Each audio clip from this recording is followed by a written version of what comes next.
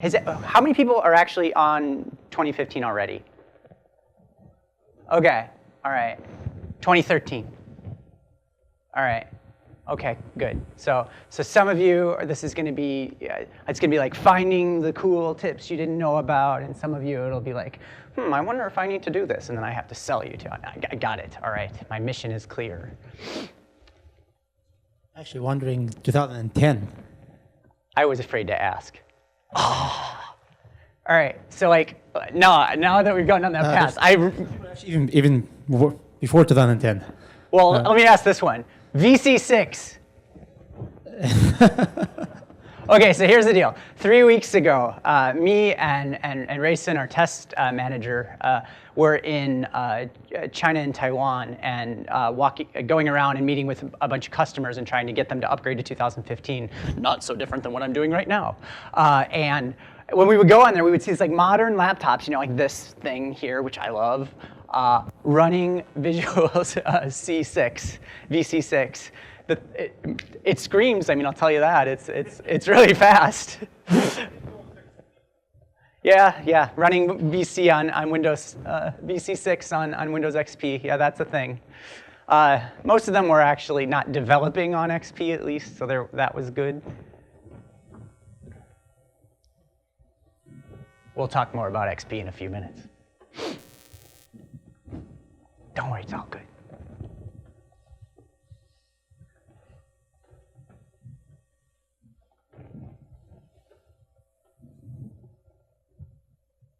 Have you spoken here before? Nope. Okay.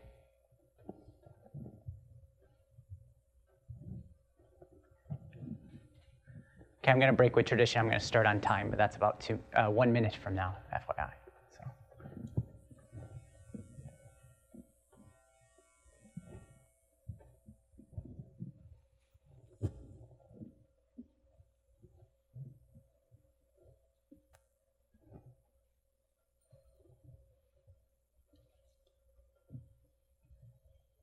Are you full of energy?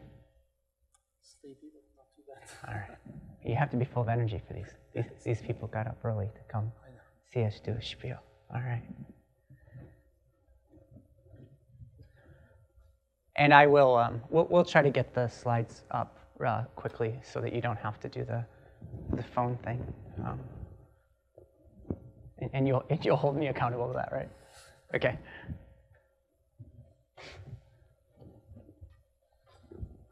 There was actually a bunch of really nice discussions on Reddit last night for Stefan's talk and Herb's talk, and yeah, good stuff. The conference around the conference is super cool.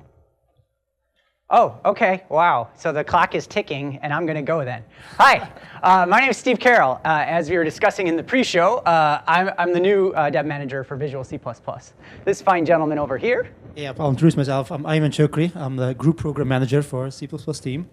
So hopefully today we'll talk a little bit about what's new there and tell you more as well about where we're heading from a direction even afterwards. So from that, I'll let you kick on, Steve. Right. So I'm going to do a bunch of slides to show new things. There's a bunch of demo in this. I'm going to go fast. If I go too fast, let me know. I have a lot of stuff I want to kind of jam into 40 minutes. I want to make sure that this is actually a broad tour. Whoa, what's going on? That's too fast. All right, so we've established. Think.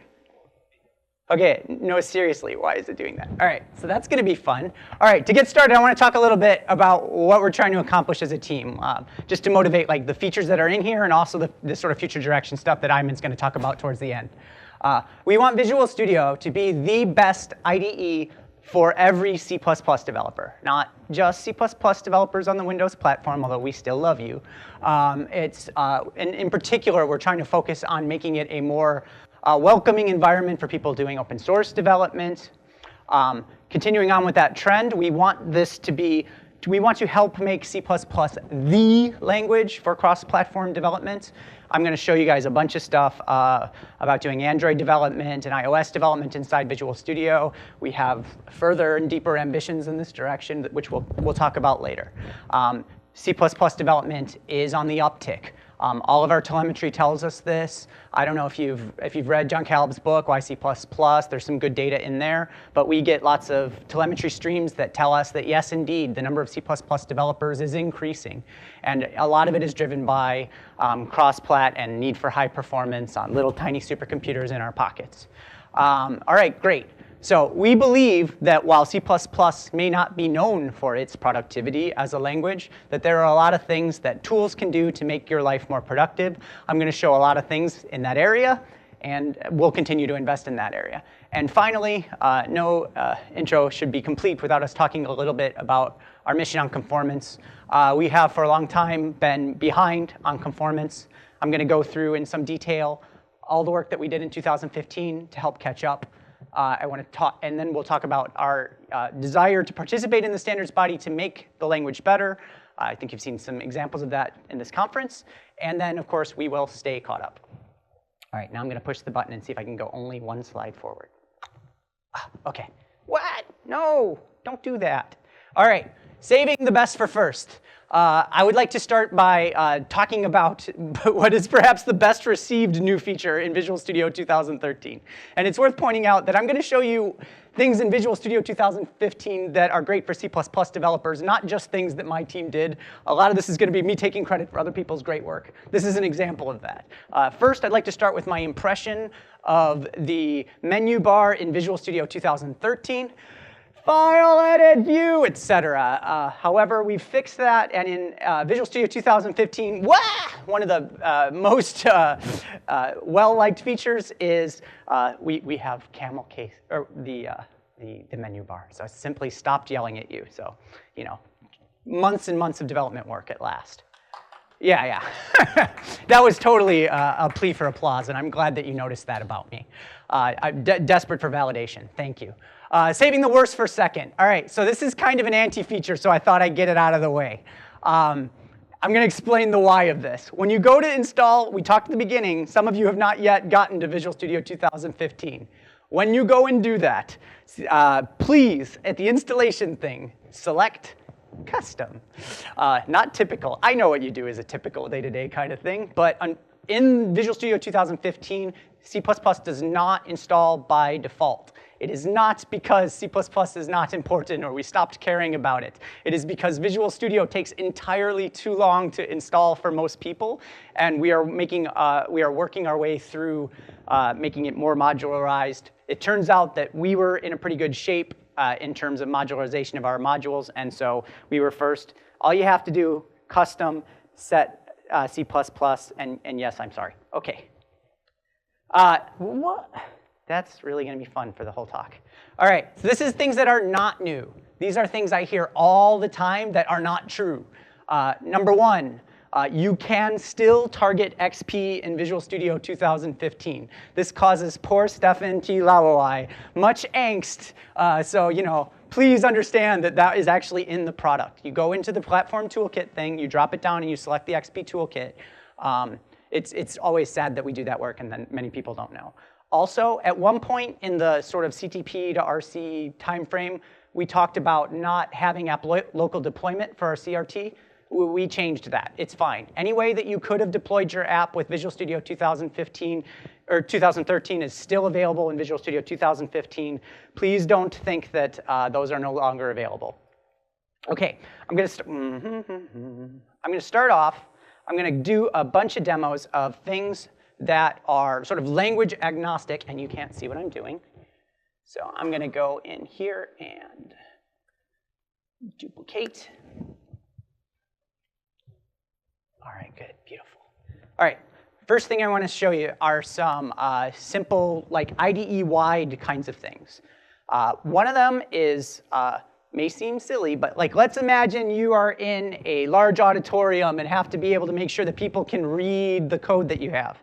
There are a number of touchscreen enhancements inside Visual Studio 2015. And if you have a laptop with touch, you can do pinch to zoom. Look, no hands on my trackpad, I promise. All the scroll bars are actually lit up so that they work well with touch. This really does actually come in handy in some scenarios. Another one I want to show you really quick, which is language agnostics, is called manage window layouts or apply window layouts. you can set the windows any way you like them and then quickly switch between them. I'm going to show you an example here. I have on mine sort of like what I call laptop mode and docked mode, because I use this laptop for whatever development I actually do as a pointy-haired manager. And so when I'm in laptop mode, I want to have the size of my code take up as much of the screen as possible. So I smooth out the Solution Explorer over to the right there and make sure I give as much as I want to the code itself.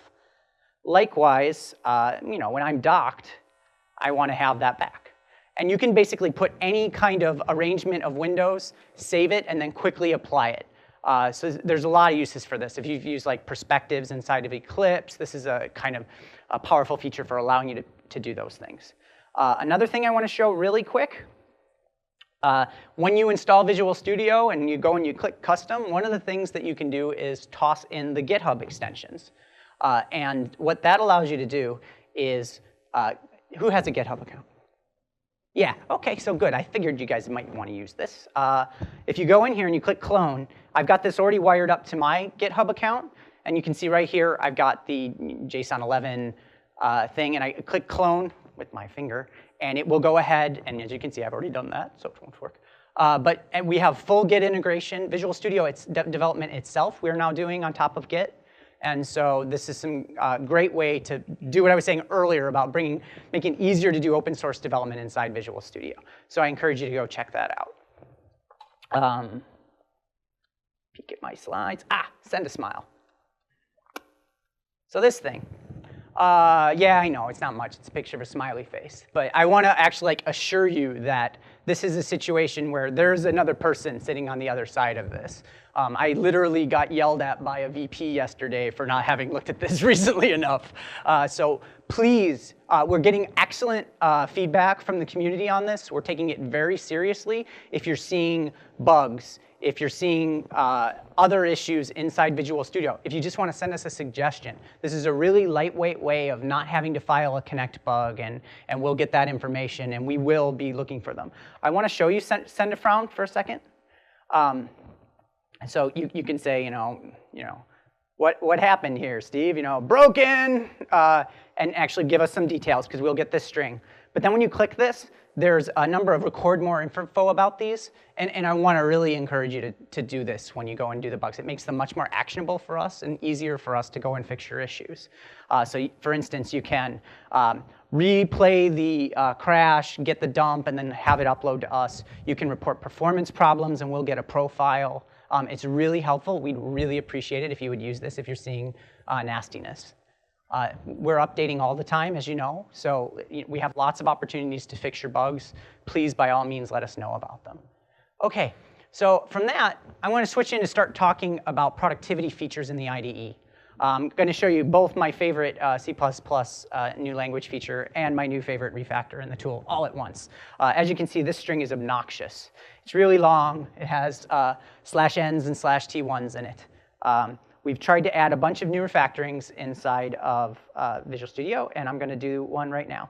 You see the little light bulb? If you hit Control period, it brings up possible fixes for that line of code next to the light bulb. I'm going to do convert to raw string literal.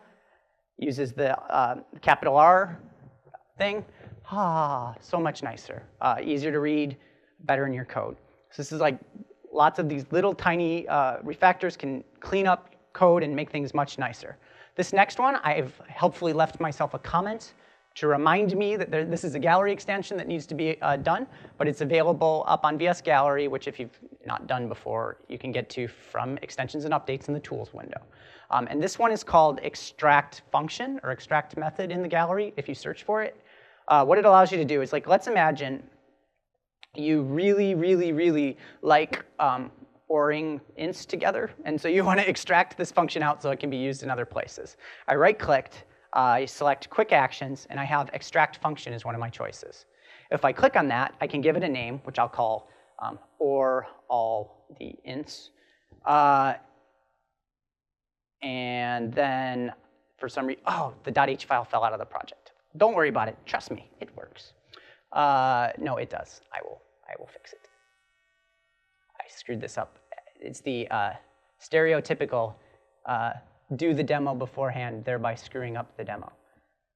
Extract function, new function seems like a fine name, and then it pulls it out, puts the name of the function into the header, a declaration into the header file, and then plops it in the middle of the function so that you can use it, call it from other places.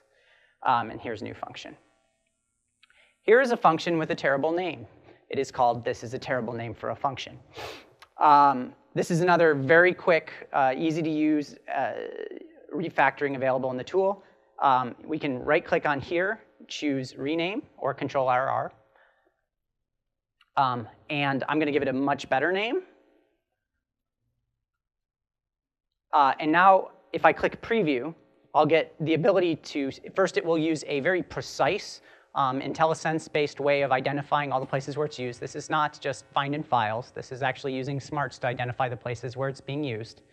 And I can see it gets all the refs and the uses, but it also gives me the option of finding it in any comment string and replacing it there, or in actual strings themselves, and then I can make fine-grained control of them and hit apply and have it fixed. And voila, a much better name. Okay, continuing on with new refactorings in 2015. We have one that we call move declaration definition, which will allow me to push this from the CPP file to the header file, or from the header file to the CPP file. The cool thing about this is it will do it in the little peek window. If you've never seen it before, the idea behind the peek window is we want to kind of keep you code focused. We want to drop you into a place and let you stay there. And so, for instance, at this point, I can go and make this an inline function directly, and I never have to worry about this, and I can just dismiss it when I'm done. So that's that. I'm going to show you a couple more. Here's an abstract base class. It has some pure virtual kinds of things. So first thing I'm going to do is I'm going to right-click on the abstract base class, and I have quick actions again. And what I can do is quickly implement all the pure virtuals for my abstract base class. Save you some typing, not have to override each of those. And again, it immediately pops up the peek window if you want to do some editing in the place where it's inserted them. But it's added the virtual overrides into both the header file and the class file. Likewise, if you're speccing out a class and you want to quickly generate stub functions, I'm going to go in here and I'm going to uncomment those lines, pretend I just wrote them. Now I can right-click, quick actions, create definition, and what it will do is it will create definitions, please. It will actually generate those into the CPP file so that then you can continue on with your work and it'll build and you have a stub implementation. So those are some new refactorings inside Visual Studio 2015. Peeking at my slides one more time. We rename, extract, yes, yes, yes. Single file IntelliSense. All right, so now what I'm going to do is I'm going to close my solution. And I'm going to create a new file. Single file IntelliSense is part of our push in general to make it much easier to use Visual Studio in a place where you don't necessarily have a project file. We want to make it so that you can go in and file new a CPP file and have it mostly just work. So if I go in here and I go, something funny with my mouse, pound include, vector, using namespace standard, I very quickly actually get IntelliSense. What we're doing behind the scenes is creating a sort of empty project that has all of the basic include files set up. This also works for if you go onto GitHub using the GitHub extension, download some code, and you just want to pop up one CPP file and look through it. You can do it that way. This is really great for just very quick IntelliSense on code that doesn't yet build in Visual Studio. And this is an area where we'll continue to make it better. So that's single file IntelliSense. All right, back to the finicky. OK. Another really useful new feature is simplified template IntelliSense. This is fit and finish kind of thing, but in Visual Studio 2013, if you hover over after the parentheses for a W string, you get something that it actually doesn't even fit on the screen, right? It actually goes off to the side. And all you wanted to know was what were the parameter names and what is the template. And now we've done some heuristics in order to make that better. So I hope that should just be a light up in your day-to-day work. You should see improvements. Yes, I actually did spend time going through the XKCD license page to make sure I could use the thing. I can, yeah. Ooh, my favorite XKCD comic. One of the things that we think we can do to make C++ more productive that just plain old works is tune the edit, compile, debug cycle. Let's face it, every day we spend way more time making small tweaks and debugging, and we want that cycle to be really tight. As I said before, I used to be the dev manager for the debugger, and what I always learned was, people say they write code all day if they talk to grandma, right? But it's not really true. What you do all day is fix. You spend 5 minutes writing code, and then the rest of the day trying to make it work. And so what we have done is tried to focus on build throughput for incremental builds in this release. And so we went through the list of things that were blocking us from doing a great job on incremental builds and tried to fix them one by one. Some of the things are kind of global. Like one of the things we found was some inefficiencies in our template processing that we fixed, and that actually made a big difference. That works in full builds and incremental builds. But we also found that we were mostly blocked on linker and on PDB generation. Those were the two big bottlenecks for our build throughput. So we created the /debug fast link switch. This basically allows it to, rather than having to wait at the end and conglomerate all the PDBs, there are links to the sub-PDBs that get generated. So that should make a big difference. It's not on by default. It's available in the project properties. It conflicted with another feature. So by all means, if you're not seeing the gains that I want you to see in your incremental build, go in and set that switch in the linker flags, /debug fast link. Also, the linker is now capable of doing incremental links for static libraries. This is actually what's largely to thanks for the gigantic increase in Connect Sports Rivals. The Connect Sports Rivals team came to us and said, hey, every time we make a change and rebuild, it takes 958 seconds. And we're like, that ain't right. So we really dug into that, and we managed to get it down to basically 7% of what it used to be. In addition, we've made several improvements to incremental LTCG. LTCG is link time code generation, or what our Clang friends call link time optimizations, LTO. If you've tried this in the past and rejected it because it was too slow, please try it again. We've made incremental LTCG much faster. It should work better. Let me know if it doesn't. And actually, that's a meta point on this whole slide. We want to know if you're seeing unusual build things. If you go and you install this and you're not seeing any improvements in incremental link, please let us know. We've also published a auto PCH tool up on the gallery that you can use to go and look through your precompiled headers and make sure it's well targeted. It goes and checks for things like, hey, you're compiling this header file a bunch of times. Why don't you move it into the PCH file? And of course, there's just a bunch of algorithmic improvements across the tools, and also Pogo builds and instrumentation has been significantly improved. So, I don't expect everybody to go 97% faster, but in incremental builds, you should see significant improvement, and if you don't, let me know. Full builds, you can see we also saw some improvements based on our improvements to template processing. And we're going to keep going on this in the updates. OK, diagnostics. So one more thing on productivity. I want to show you some new diagnostics features inside Visual Studio. So I'm going to open up a Famicom tracker. Oh, I got to do that again. All right, you're in charge of that. You can see me now. Great. Back to the start page where I had all these pinned. Fami tracker. Open. All right, so I'm going to launch the app. All right, so there are a bunch of new diagnostics tools inside Visual Studio. You can see one popping up right here. This is the diagnostics tools window. The idea here is to get you live information about your application while it's running. So for instance, you can see I've got the CPU utilization, which is quite low because I'm not touching it really. You can see there's little tiny lines at the bottom. So let's say that we were getting reports in our Famicom music tracker application that we got leaks. So here I'm going to do is I'm going to make this, you can see the spike in the memory when I do this, right? Right. OK, great. So now I've got that report, and I can see right in there. So let's say I want to do something about that. So what I'm going to do is I'm going to launch it under the debugger. Just the plain old debugger, no special profilers or anything. And in theory, I'm going to hit a, oops, didn't hit my breakpoint. Need to go back in.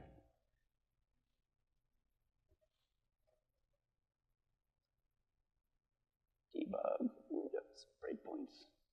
No, the breakpoints are gone. Let's see if I can remember where it is. Edit dialog. Doesn't matter. What I'm going to do is I'm going to take a baseline. I'm going to cause the leak to happen again, and we'll see if we can find it. I'm way off script right now, guys. OK. So I took a snapshot. While this is executing, that was weird. OK, good. While this is executing, what we're actually tracking is every allocation, its and deallocation, its size, its type, and its allocation stack. The idea being that we want you to be able to go and do memory investigations of where the changes are coming from. So you can see here it says plus 786 kilobytes. So I'm going to go here. I'm going to click on that. And it's going to take me over here to my heap view. And I can see that there is a long array. I should say there are two long arrays of total size of 400 kilobytes that were created, that were responsible for that increase in process memory. So I'm going to go in here. I'm going to drill into that. I can see I've got two instances of this. Now remember, I'm attached as a debugger. What that allows me to do is have, first of all, really fine-grained control of where I take those snapshots. So for instance, if my breakpoints had been set properly, I would have been able to stop at an exact line I wanted to take the before snapshot, and then run to a different line where I wanted to take the after snapshot. But then once I have that, I can look at that instance in memory, and I can also get the allocation stack that inserted that. There's my function. So if I go to insert pane, I can get to the exact line where that was allocated. And I can actually put the breakpoints that are missing back into the function, which is great.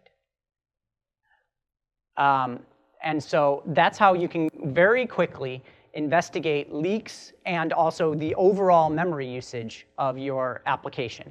You can compare snapshots, but you can also just go in. If I click on simply heap size, it will take me to a view where we're not comparing against the baseline, and we can just see what are all of the things that are currently in the heap, and still my longs are the highest thing, and the next highest thing is this.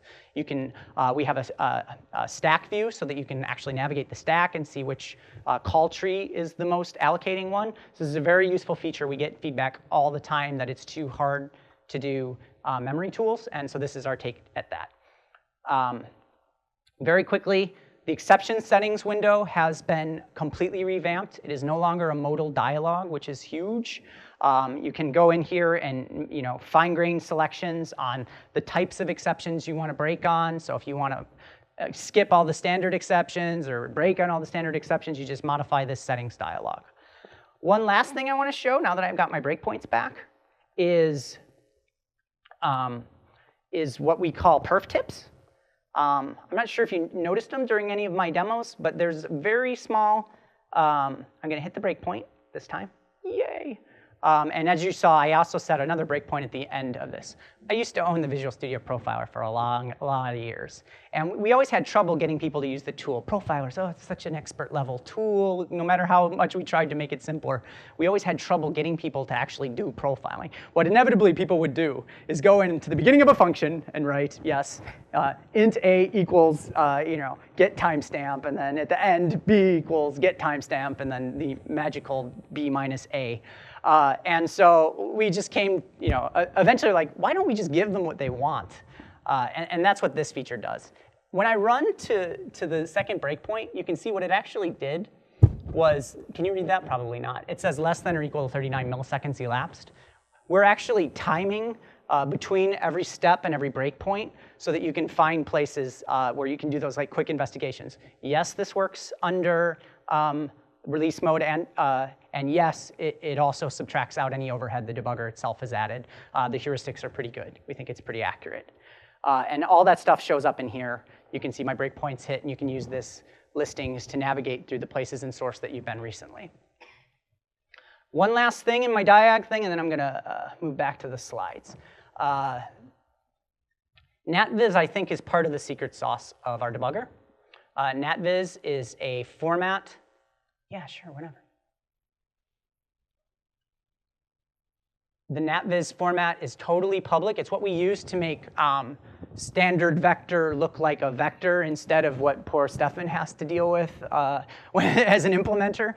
We do that using a completely documented, well, mostly documented format for native visualizations. And now what we're doing is if you add a .NatViz file to your project and you use the schema and edit it up and make it all nice the way you want your own objects to be done, we'll actually take that NatViz information, stick it into the PDB, and anybody who then goes and uses the debugger will get that view of the object. So you can go and be a hero for your company. Go and take your nastiest, gnarliest type, put a NatViz in there, stick it in the project so it builds, and suddenly debugging for every single person in your org gets better. It's totally worth it. If you have any questions, grab me afterwards. OK. And I'm not going to demo it, but we completely rewrote edit and continue. It's completely new. It works for 64-bit now as well as 32-bit. It should be much more reliable. If it's not, send a frown. OK, let's talk about cross-plat. How am I doing on time? Halfway. OK.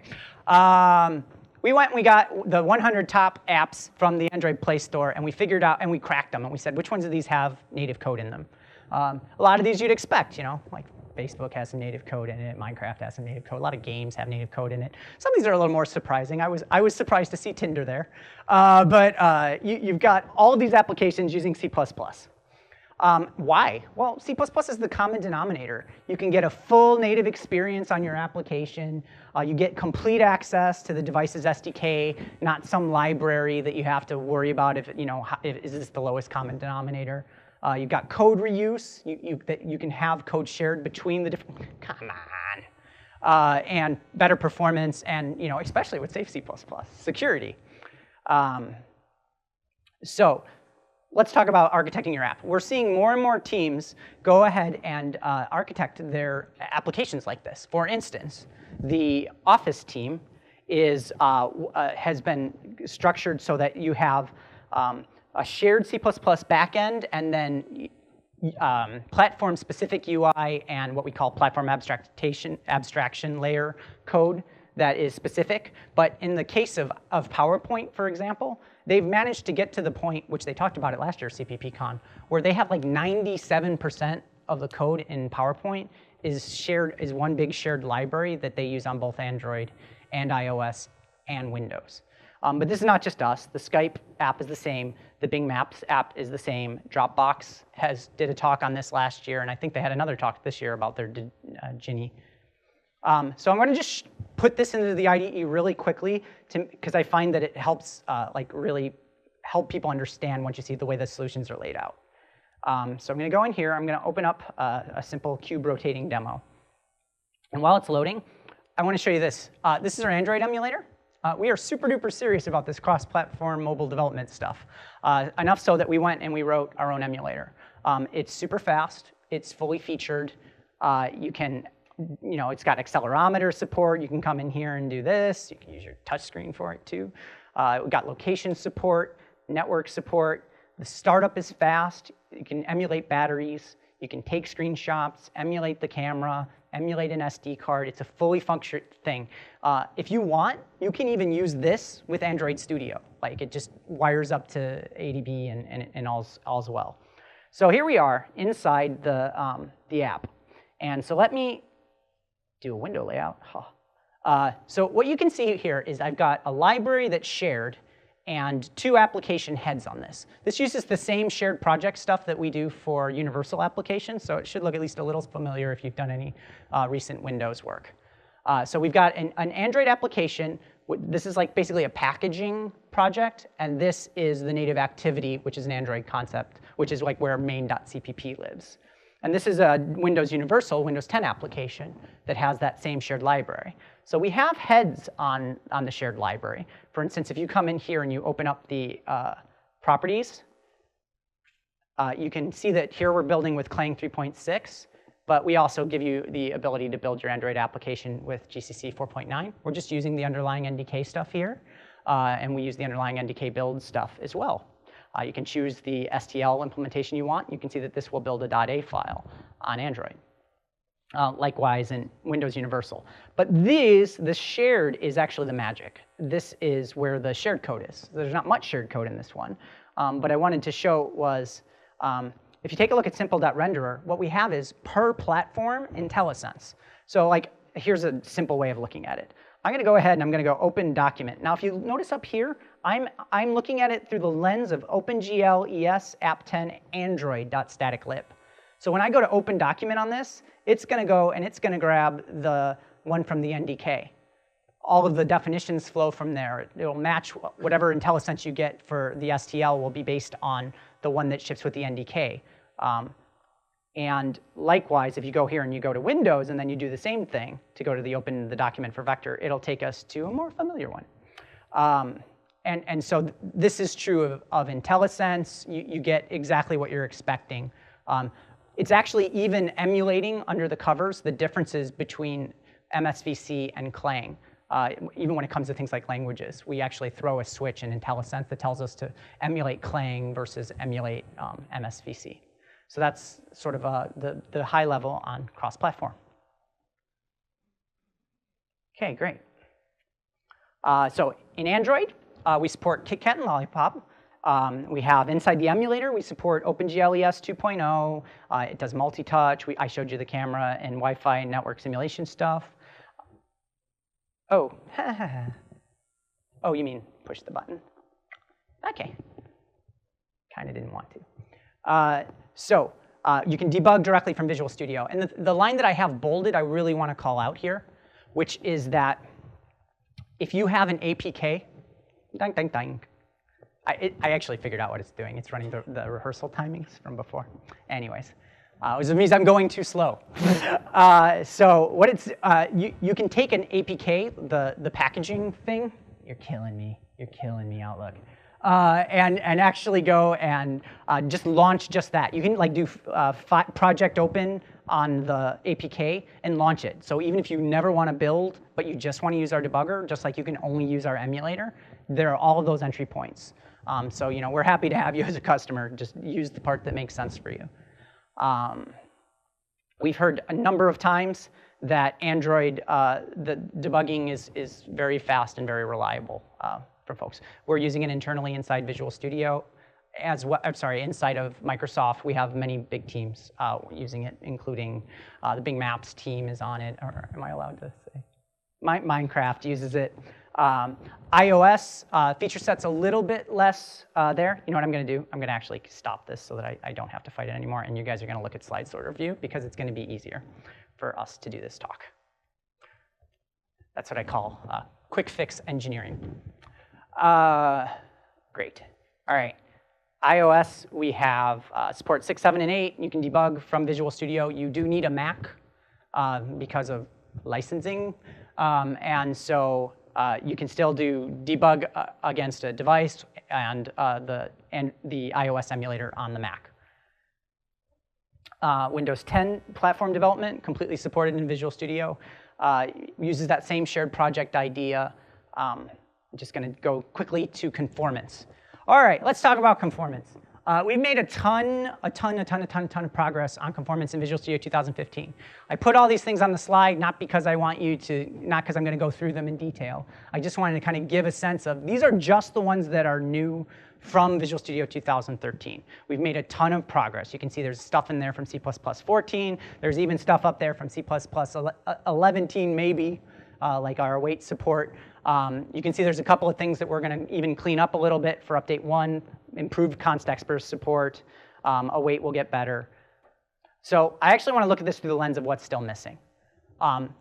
That's it. That's the complete, as far as I know, list of language conformance features of things that are missing. We are working right now feverishly on making sure that we can get expressions fine. That will get us to the end of C++11. We will have full C++11 support as soon as we complete expressions fine. In ye olden times, we would have made you wait until the next version of Visual Studio for that. Loud and clear feedback that is, if we can keep the breaking changes to 0, that there's strong preference for us to be able to roll out these improvements. So you'll see improvements to expressions fine in update 1. It's already a lot better, but we'll keep working through the updates until we get it right. I wanted to give you some flavor of the relative levels of difficulty or size of the remaining features. Obviously, generalized context burst is a really, really big language feature, and you shouldn't expect us to have that in update 1, for instance, but we will be working on it soon. NSDMIs for aggregates, which is a C++14 feature we don't have, is a small one. That one you'll get sooner rather than later. And variable templates is small, and I think John is excited about checking that one in, right? Two-phase lookup is hard. We will break the universe if we just mindlessly went in and fix that. We are continue to work on our rejuvenation of the compiler source base in order to make it more amenable to these types of things. I'm not saying no, I'm just saying that that's further down the line. And C99 preprocessor is still missing. We will get these things. Let's talk about libraries. This one, I didn't even want to make a slide that had all the new stuff in it, because Stefan's got a really good blog post, and frankly, it's a lot. Let's just talk about what's missing. It's these things. C++14, we need Sphene before we can do this one. And then there are 2 new C++17 things that we'll get in as soon as we can. Okay? Library updates. Universal CRT. CRT is now an OS component. It's still supported down to XP. Did I mention XP is still supported? We will never break changes against the CRT again. It is a stable OS component. This will not be you'll pay. There are some refactorings that went into this one, so there are some incompatibilities. They're mostly manageable, and from then on, no more breaking changes. We did actually make a small MFC improvement. Who has MFC app? All right, good. Hey, how would you like auto resize for dialogues? Because that's a new update for MFC in there. There was enough noise about us needing to make some small edits that we went and did that one. If there are things like that, you guys can come and yell at me later. Up on CodePlex, we have Parallel STL implementation, as well as the Casablanca C++ REST SDK, and you can see we added some features there. I know I'm running a minute or 2 late, but I'm almost there. Introducing Clang C2. Jim did a talk on this on Monday. I'm not going to go through a ton of detail on this. We took the Clang front end and hooked it up to the Microsoft backend. We're going to ship this in an update. Why did we do this? We want you to be able to use the same front end to reduce the overhead of bringing cross-platform libraries and code to Windows. Basically, my thing at the beginning about us making it much easier to do cross-platform development. This is totally on message for that. By doing it the way we're doing it, it allows us to bring you no compromises debugging, and it allows you to link that with our existing libraries. And I just want to make sure I'm absolutely clear on this. And no, that doesn't mean the code that you have that only works with our front end is now abandoned. We continue to make, as you saw on the previous slide, I continue to make investments on our existing front end. Hey, we've been, the message that we've given you guys on C has been messy, I find. Whenever we post basically any blog post, the first piece of feedback is, fix C! And message heard. We care about C. Actually, as we went to go prep for the Clang C2 demo, it was hard for me to find open source libraries where we didn't have enough C99 support to compile them. I actually didn't find any. If you know one, let me know. What? FFmpeg works. Yeah, FFmpeg works. I couldn't libav codec. Yeah, all good. So these are the things that are missing. We demoed on Monday the ability to use Clang C2 to do this. We did a Mandelbrot set thing with a bunch of underscore complex in it. Yes, C is coming. We do a lot of work for graphics developers. I'm going to skip this for now. I just want to make a couple of quick points about vectorization. We have, Jim covered this in his talk. these are what we call our compile and smile features. We do a lot of work in the backend optimizations to make sure that all you have to do is recompile and get some benefits. As you can see, we've done some work on vectorization of loops to take into account control flow and still being able to vectorize in the presence of that. That sped up Black-Scholes 300% in our measurements. So if you want to make money on Wall Street, that's awesome. The stall forward avoidance, by doing a better job with standard complex floats and standard complex doubles, has sped up eigen quaternion multiplication code and FFTs by a bunch. Again, if these numerical methods matter to you, by all means, grab Visual Studio 2015. Bit test merging, sometimes this gets a laugh. People are like, really, seriously, just that? Like, but it actually, this pops in code all the time. And indeed, I was happy to find, after I did this talk in front of my own team at one point, one of the developers on the compiler team went and said, yeah, this actually fires all over the compiler front end as well. So that was good. You know, what can you do for me, right? And loop if unswitching, which is finding invariant conditions inside source code and then moving them outside the loop. Again, you'd say, why would you write that code? Well, inliners make that happen. Improved code gen of standard min-max, lots of things, particularly in STL constructs. So go ahead and recompile and smile. And at this point, I'm going to let this poor guy talk. Okay. So Steve covered a little bit of what we have in 2015. I wanted to make sure we're very transparent with you where we're heading as well. What's next, whether it's 2017, 16, or even the updates itself that we're going to come and see. The first one I wanted to cover is actually, can you guys all hear me? Okay. So the first one is we used to release what we call the CTP for some of the conformance features we're working at, and we used to get it out there as a side-by-side, the existing compiler, and we only roll it into the main product in the next major version of VS. That's changing. We're actually going to roll it in VS 2015. So the updates itself will contain the newer features, the compiler features, specifically standard conformance ones, which are fully supported in everything. So you don't have to wait to the next major version of VS. It's just similar of the updates part, which includes some of the stuff we're working on right now, like the Clang C2. We're aiming to have that as one of the updates, hopefully sometime this November. Modulus, and Gabby has spoken about it. Await, Gore is here as well. That's part of the work that we're going to more optimize the await. The interesting part here, we are obligated though still is if you installed VS 2015 and then you installed one of the updates, your existing code has to work as expected. So there's not going to be any breaking changes. So some of the features will be an opt-in in most cases, but it's still there, fully supported. One of the parts as well is that's interesting is from build lab scenarios and others, and I want to mention this is the last one. So we've heard lots of feedback about, do I have to install VS to just use the compiler, right? And what we're doing right now, we're thinking about, and we're actually almost close to releasing it, and hopefully we have good news in some time in November, what we call a builds queue. So basically, you don't have to install VS. You're going to provide a way of just a standalone queue. You just install the MSI. You get just the compiler and MS build, and you can just build from the command line. You don't have to install the whole VS itself. Yep. Oh, that's a thing. Oh, you'll miss the installer when it's gone. Yes. And it's the same bits that's been in the major one. You can update it as well on a quarterly basis, the same concept. You just don't have to install it. Part of it is, believe it or not, we've heard from it, I want from the Python guys, a word from it from the build lab scenario to run it in your build labs, and as well some of the developers itself. We're going to continue what Steve spoke about in code refactoring, whether that's actually in the VS gallery itself, or it's actually built in the product as part of the updates as well. So we're going to keep improving there. The other part as well is build time improvements. I think Steve spoke about the incremental build scenario. That one we focused on 2015. We're still going to be updates there, but we're going to start focusing as well on the full build scenario as well. How do we actually speed the full build and not just the incremental one? That could be through us and through partnerships as well with other existing folks. So we'll do that, and as well as part of the November update. So we're going to have more details. I think one of the key parts here is we'll be more transparent about what we're doing. We'll talk about it in public and everything. The negative part of it, in some cases, will be too transparent that we might actually not hit the project in the time that we wanted to, but we'll keep you updated as well of what's happening there. Yeah, the other part as well is we have early thoughts here, and we would love to talk to you about it as well. we will continue right now. We started investment into the cross-platform mobile, which is Android, iOS, and Windows as well.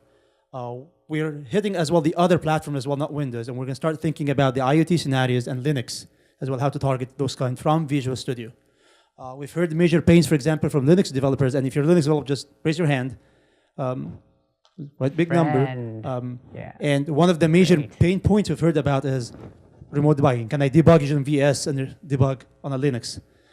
And it's actually an area that we're actually investing in right now. We're investigating it. We're actually building a prototype right now. We hope to show you something very soon.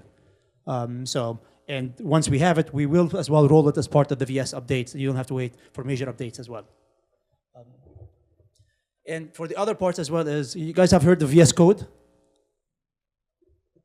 Okay. We are thinking about, and yeah, he's displayed now.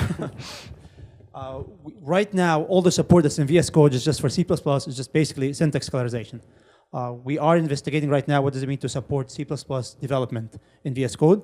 So we would love to hear your feedback about it right now, because we're actively engaging right now in that area. I guess I covered my stuff quickly. So we'll probably open it for questions right now. Yeah, we have 12 minutes, so it's good. Zach.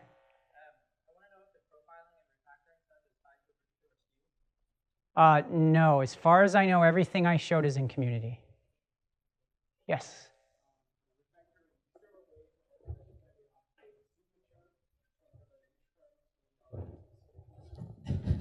Yes.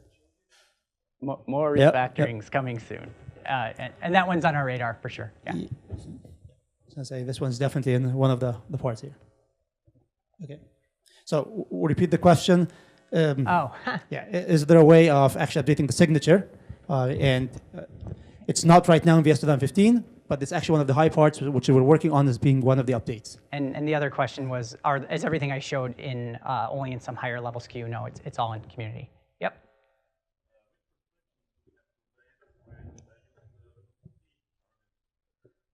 Restrictions on XP. I'm looking at Stefan. You hurt Stefan. You're physically harming Stefan. But no, as far as we know, that it should be complete. I think there are no restrictions. I mean, it's not a design time platform. It's a runtime target. Yeah, don't run Visual Studio on XP.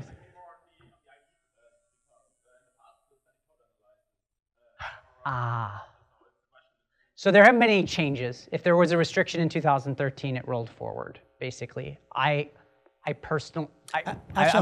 love to hear about what kind of restrictions were there.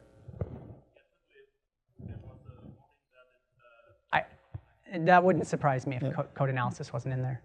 Code analysis rules should mostly be the same on the other one, so flip it over and rebuild. Sorry about that, though. Go ahead.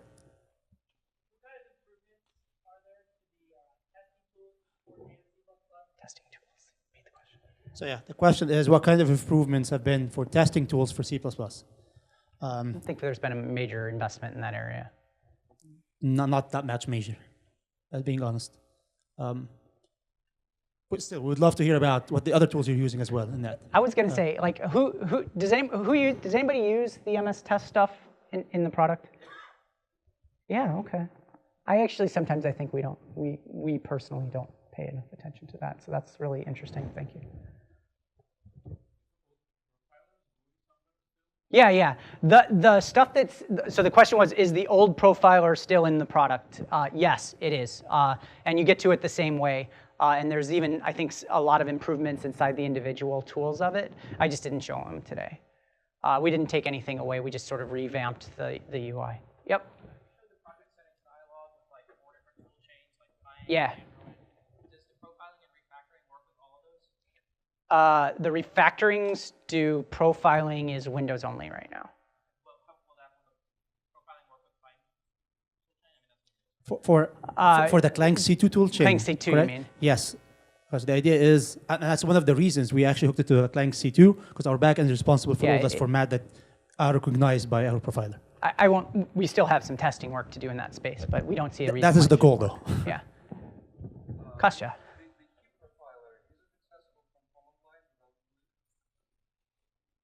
So the question is the heap profiler accessible from the command line? Is IAPA here? No. I don't think so. But that, I'm guessing the next question would be, well, could it be, right? Yeah.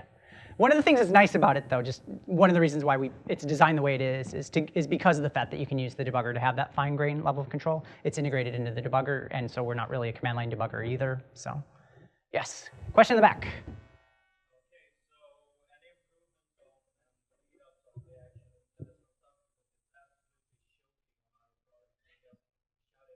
Okay, so the question was, have there been any improvements to IntelliSense? The answer is yes. And indeed, one of the slides that Ayman said is that we've got what we think is a pretty big one coming in update. But there were a bunch of things that we did. What we did is we used the Unreal 4 engine code base in order to tune IntelliSense for scale. And we got some pretty big wins there. So I would ask that you try it out.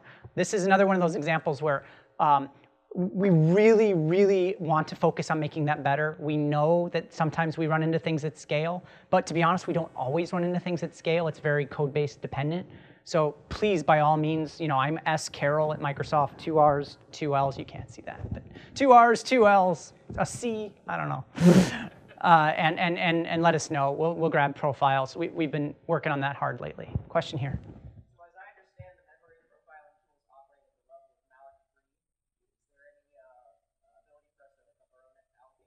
I don't think we have any extensibility at that point. We track a number of oh, right. Yeah, what was the question? The question was, it's clear we're doing free and delete level and malloc stuff. Yeah, Stefan, is that an answer?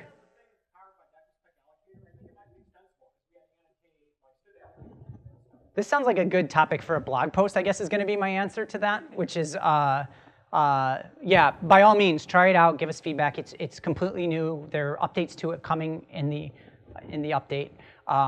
But yeah, I'm not 100% aware of that. We are definitely doing all sorts of work across the chain to do that. There's information spit into the PDB about where the allocations are and their types in order to make it better. So yeah, by all means, shoot me a mail. Question? Does that I don't want to say we've hit every possible user scenario that you can do with G-flags. Question is, have I freed him from the tyranny of G-flags? But I think it should reduce it. It should definitely reduce your need to use it. So Yes. Timeline for update 1 yet. Okay, I'm going to say ending in R. Yes. Usually it's every 3 months. That's what we're targeting as updates. So it's the range of around the November timeframe. So that's the goal, at least right now. We want to have a happy Christmas. Yeah. We're working hard to make it happen in November. Okay. So. Uh-huh.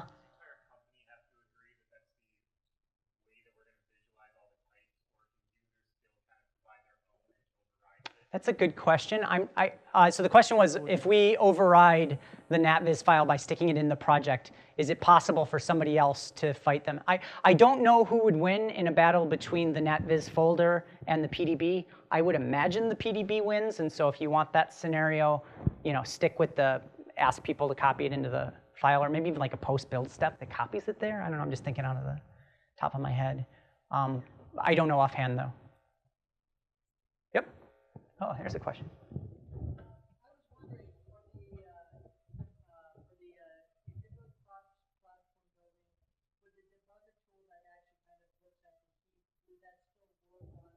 No, that stuff is Windows. Oh, so the question was, if I'm doing cross-platform development, can I use the heap tool? The answer is the heap tool is Windows only right now.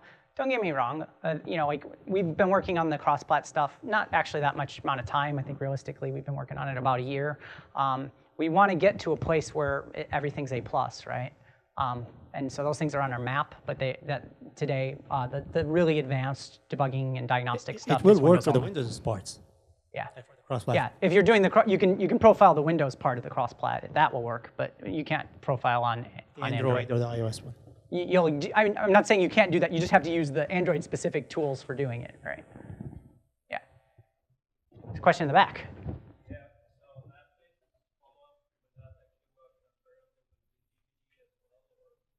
I think Eric did some work with the WinDBG guys to make it support NatVis, I think. I'm going to go with 70% sure yes. So try that out, and We have a good relationship with the Windows debugger team, and so if it doesn't, it may be a bug, or we can try to convince them. Yes?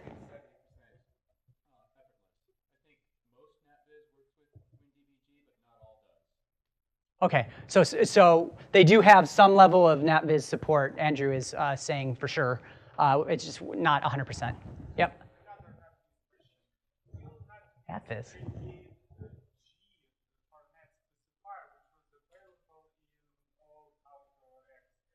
Okay, so this is, so NatViz is a sort of revamp of the old autoexp.dat file. He's asking about a particular formatting thing in that.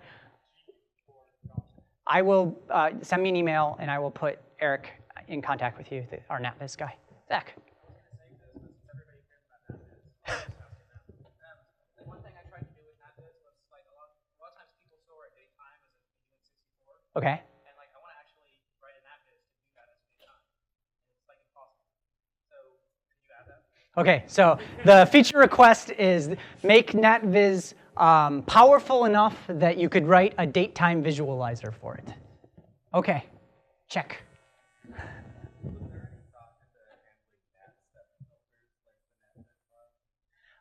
So I would, okay, so the question is there any thought put into nat step filters and handling them the same way we handle the NatViz files? Yeah, we've certainly thought about it. That's awesome. I didn't know people actually knew about nat step filters. So we can definitely look at that going forwards. Great feedback. Any non-NatViz question? You do these big efforts with, all these developers. It's the thing off on the side that everybody gets excited about. build tools, one developer, working for a few weeks. NatViz, one developer. Yeah. Okay. Yes, it's Kostya. Yeah. We support, and I think in update 1 we're adding. It's ARM x86, and the plan is for update 1 that we actually add ARM64 as well. And the emulator is x86, but if you plug in, I have an Android phone in this pocket and a Windows phone in this pocket. If you put the Android phone in there, it'll work for ARM. Or if you happen to have an x86 one, that'll work too. Yeah. Question?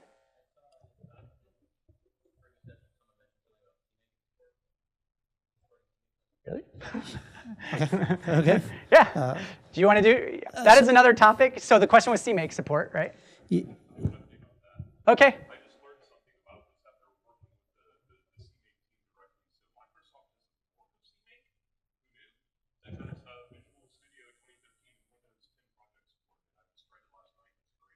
Awesome.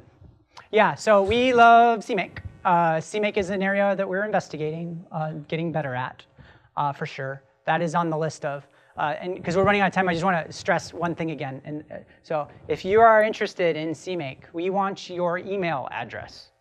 If you are interested in using Visual Studio. The short answer is yes, we will do investments here. Yeah. We have some actually prototypes building, and we actually have some tools that actually do that CMake support. Right. We would love to get your email address, and we'll send it to you to try it out and give us feedback before we make it productized. For instance, one thing that we're actually working on right now is the ability to make sure that when CMake spits out a Visual Studio project for cross-plat, that it does it in the shared project form that I demonstrated instead of something flatter like it does today. So that's something that we'll be trying to give back. Yeah. Yep. But we want to do way more than that. So if you're interested in that, come grab us. We seriously want to build up customer councils for these things. And Linux IoT. Okay. Being recorded, this session is over, so thank you all.